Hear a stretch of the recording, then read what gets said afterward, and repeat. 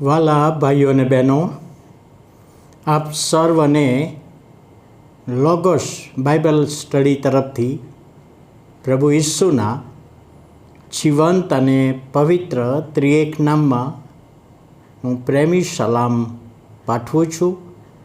આજનો નવો દિવસ 26મી જુલાઈ 2024 અને શુક્રવારનો આ દિવસ આપણા જીવનોમાં પ્રભુએ બતાવ્યો માટે પ્રભુનો ખૂબ આભાર માનીએ છીએ. આજનું પ્રોમિસ એ નીતિવચનના પુસ્તકમાં 8મો અધ્યાય અને 17મી કલમ 8 અને 17, મારા પર પ્રેમ કરનારાઓ પર હું પ્રેમ રાખું છું. જેઓ ખંતથી મને શોધે છે તેઓને હું જડું છું. અને આગળ જતાં લખ્યું છે કે મારી સંપત્તિનો વારસો આપીશ. જેઓ મારા પર પ્રેમ રાખે છે, જેઓ મને શોધે છે, તેઓને ઈશ્વર કહે છે, પ્રભુ કહે છે, મારી સંપત્તિનો વારસો આપીશ. પ્રોમિસ. હવે વચન તો આપણે ઘણી બધી વખતે વાંચ્યું છે, પણ એનો મર્મ સમજવાને માટે ઈશ્વરને પ્રેમ કરવાની બાબત અહીંયા જોવા મળે છે. પ્રભુ ઈસુ ખ્રિસ્તને જ્યારે પેલા માણસે પ્રશ્ન કર્યો ત્યારે પ્રભુ ઈસુ ખ્રિસ્તે એવું કર્યું કે જેઓ ખરા હૃદયથી, ખરા દિલથી મને પ્રેમ કરે છે, મારી આજ્ઞા પાડે છે, એ પહેલી આજ્ઞા પ્રેમ કરવો, ઈશ્વરને પ્રેમ કરવો. અને બીજી આજ્ઞા, જેઓ પોતા પર તેઓ પડોશી પર પ્રેમ કરવો. હવે એ જ બાબતને અહીંયા આગળ આપણે જોઈએ છીએ તો ઈશ્વરને પ્રેમ કરવો એટલે શું? અને એમાં 4 બાબતો, 1, 2, 3, 4 બાબતો સમાયેલી છે. ઈશ્વરને પ્રેમ કરીએ. જ્યારે કોઈ વ્યક્તિ એવું કહે કે હું ઈશ્વરને પ્રેમ કરું છું, હું પ્રભુને પ્રેમ કરું છું, તો પહેલી બાબત કે વ્યક્તિ એ ઈશ્વરને પોતાના જીવનમાં સ્વીકારે છે, પોતાના જીવનમાં અંગત તારનાર તરીકે સ્વીકારે છે, તો એ પ્રેમ કરે છે. એની સાબિતી પહેલી હોઈ શકે. પ્રેમ, ઈશ્વરને પ્રેમ કરવો એટલે ઈશ્વરને પોતાના જીવનમાં અંગત તારનાર તરીકે સ્વીકારવો. પ્રેમ કરવો એટલે બીજી બાબત, ઈશ્વરને આપણા જીવનો ઉપર માલિકીપણાનો હક આપવો. આપણા જીવનને માલિકીપણાનો હક એટલે આપણા જીવન પર હવે ઈશ્વરનો જ અધિકાર છે.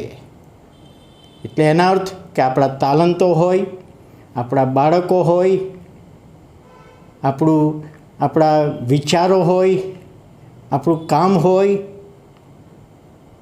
એ બધા ઉપર, આપણા નાણાં હોય, એ બધા ઉપર ઈશ્વરનો માલિકીપણાનો હક છે. હવે મારું નથી પણ પ્રભુનું છે.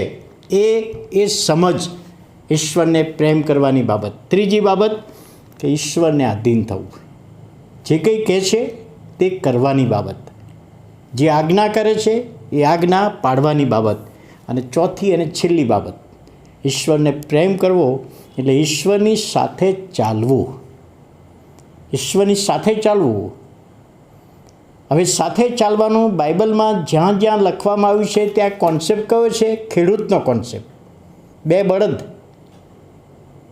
એમના ગળા ઉપર જે ઝૂંસરી મૂકે છે અને પછી ચાલે છે, 2 સાથે જ ચાલે, આગળ પાછળ ના ચલાય. તો એ કોન્સેપ્ટ છે. જો ઈશ્વરને આપણે પ્રેમ કરીએ છીએ તો ઈશ્વરને સ્વીકાર્યા છે, માલિકીપણાનો હક આપ્યો છે, આધીન થયા છે, અને હવે એને સાથે રાખીને ચાલીએ છીએ. સાથે રાખીને ચાલવાની બાબત.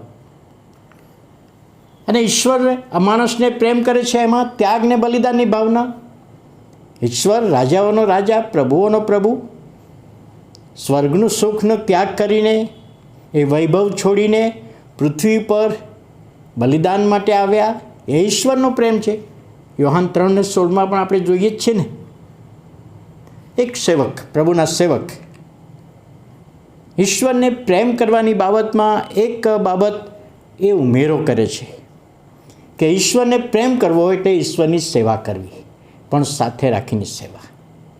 આજે સેવા બે રીતે થઈ શકે. ઈશ્વરને સાઈડ પર રાખીને, ઈશ્વરને બાજુમાં રાખીને સેવા કરી શકાય છે ને ઘણા બધા કરતા હોય પણ એનું ફળ ના મળે. પણ અહીંયા કહે છે ઈશ્વરને પ્રેમ કરવો એટલે ઈશ્વરને સાથે રાખીને સેવા કરવાની બાબત. અને કહે છે ત્યાં આગળ લખવામાં આવ્યું, જેઓ ખંતથી મને શોધે છે તેઓને હું જડીશ. જેઓ ખંતથી મને શોધે છે. સાધુ સુંદરસિંહનો દાખલો તમે સાંભળ્યો હશે. ખંતથી ઈશ્વરને, જીવતા ઈશ્વરને શોધ્યા, પ્રભુ ઈસુ ખ્રિસ્તને મળ્યા, એ પણ આપણે જાણીએ છીએ. અને કહે છે જેઓ મને પ્રેમ કરે છે તેઓને હું મારી સંપત્તિનો વારસો આપીશ. ઈશ્વરની સંપત્તિ કઈ? સ્વર્ગનો માલિક છે ઈસુ, એના ભાગીદાર બનાવે છે, એનો વારસો મળે છે, એમાં પ્રવેશવાની તક આપે છે. ત્યારે આ પ્રોમિસ સમજવામાં પ્રભુ આપણા બધાની સહાય કરે, મદદ કરે, દોરવણી આપે.